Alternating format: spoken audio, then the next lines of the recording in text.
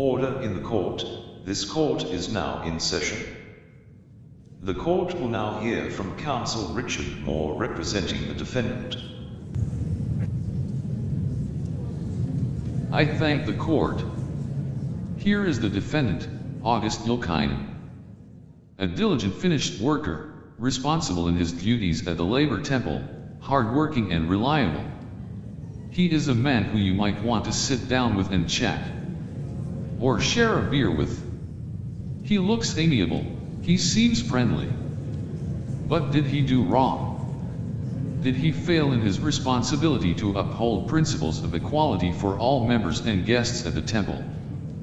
Did he turn a blind eye to anti-black racist words and actions on that night in question, that night when a mixed-race dance ball was being held there?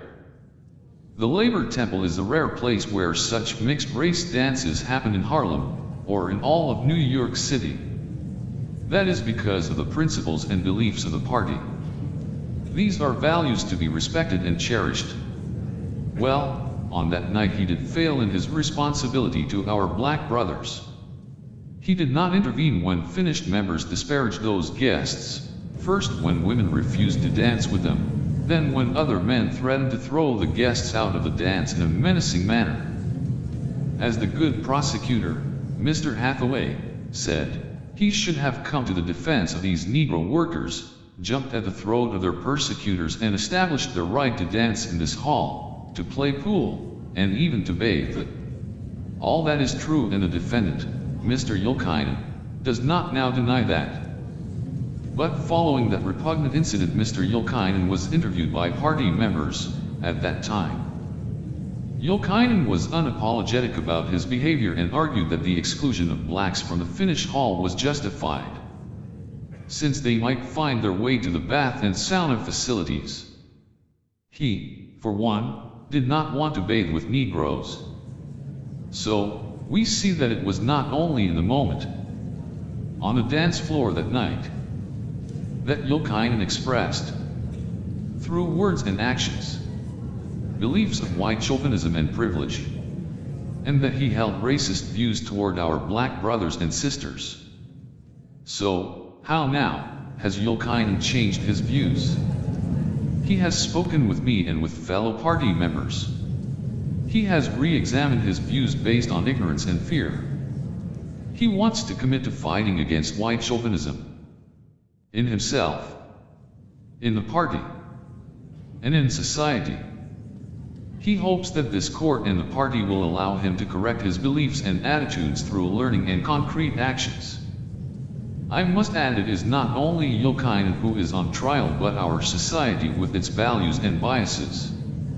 Values that are at times outrageous and explicit, but more worryingly, those that are implicit and hidden in ourselves and in our vaunted systems of justice and governance.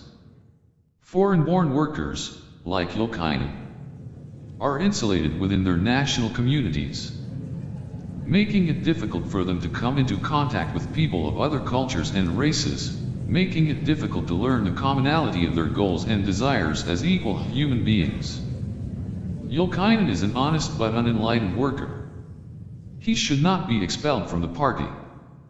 He should be given the opportunity to take actions to correct his thinking and behavior. I myself would be glad to help him in his self-improvements. Ladies and gentlemen of the court, please consider that Yulkainen is remorseful and repentant. He has admitted his guilt. He wishes to help overturn attitudes of white chauvinism in our midst. With that, I rest my case. I object. Objection, Your Honor, my client. I object. A moment, Your Honor. I must consult with my client. Mr. Yulkainen, you can't object. Order, order. Counsels, please approach the bench. What is this, Mr. Moore? It seems he wishes to defend himself. Himself? Really? To what end? He says that he has things to tell the court. But he has admitted his guilt already? Yes, but he insists and says he has the right. Could this affect sentencing? I fear it may be worse for him, but he insists. I heard things were stubborn. All right, I will allow it as long as you, Mr. Moore, stay by his side to offer direction. Let him have his say during the summary of the defense. Are we in agreement? Agreed. Agreed. Mr. Moore, advise your client that he is no longer your client, but he now represents himself. I will inform the court. We will proceed tomorrow. It is with great leniency that this court has ruled on an exceptional matter. The defendant August Jokinen will now represent himself for the duration of this trial. We will convene at 10 a.m. tomorrow and proceed with the summary of the prosecution's case, followed by the summary for the defense. Then the jury will be charged and deliberate the verdict. I will then promptly pronounce sentence based on the evidence presented. Court is now adjourned.